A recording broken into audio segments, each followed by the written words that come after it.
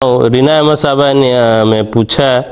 कि क्या जिस्म के मुख्तलिफ हिस्सों पर बालियाँ और मुख्तलिफ किस्म के कोके वगैरह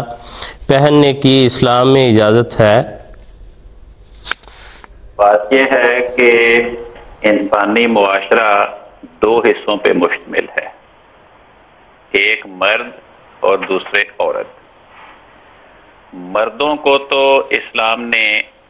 चांदी की अंगूठी पहनने की इजाज़त दी है, सोने के जेवरात इस्तेमाल करने या रेशमी कपड़े पहनने से मर्दों को मना फरमाया। अलबत्ता कुरान करीम कहता है अवमै युनश्शउ फिल हिलियति, कि जो औरत है वो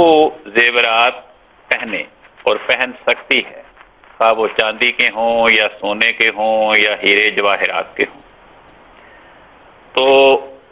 जिस इलाके में जो भी शरीफ औरतों का जिस किस्म के जेवरात पहनने का रवाज है,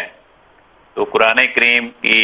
और इस्लाम की तालीम के मुताबिक उस इलाके के मारूफ दस्तूर के मुताबिक वहाँ की शुरफा ख़वातीन जिस किस्म के जेवरात पहनती हैं, उस किस्म के जेवरात पहनने की मुसलमान ख़वातीन को इजाज़त दी है। एक और बात इस्लामी शरीयत ने बड़ी नुमाया करके बयान फरमाया कि मर्दों को औरतों का लिबास और औरतों के साथ मुशाबहत पैदा करना ये भी नाजायज़ है, बल्कि रसूल पाक सल्लल्लाहु अलैहि वसल्लम ने ऐसे मर्दों पर लानत फरमाई है जो औरतों के साथ मुशाबहत इख्तियार करते हैं अपने लिबास में या उस किस्म के जेवरात पहनने, और ऐसी औरतों पर भी लानत फरमाई है जो अपने हुलिये, वज़ाकता और लिबास में मर्दों के साथ मुशाबहत पैदा करें। तो इस बुनियादी बात को हमें ज़हन नशीन रखना चाहिए। अब ये हर इलाके का अपना अपना मारूफ दस्तूर है कि वहाँ के मुआशरे में जो शुरफा मर्द हैं उनकी क्या वज़ाकता है, उनका क्या लिबास है, और उस मुआशरे की जो शरीफ ख़वातीन हैं उनके लिबास और उनकी वज़ाकता का क्या तरीक है। तो हर इलाके के मर्दों को अपने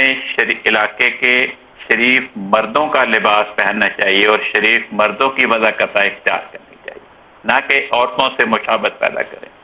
और हर इलाके की मुसलमान ख़वातीन को अपने इलाके की शरीफ ख़वातीन के लिबास और उनकी वज़ाकता को इख्तियार करना चाहिए, ना कि उस इलाके के मर्दों के लिबास और उनके जो वज़ाकता है उसको इख्तियार किया जाए। जी ठीक है, शुक्रिया कान साहब, जज़ाकुमुल्लाह खैर।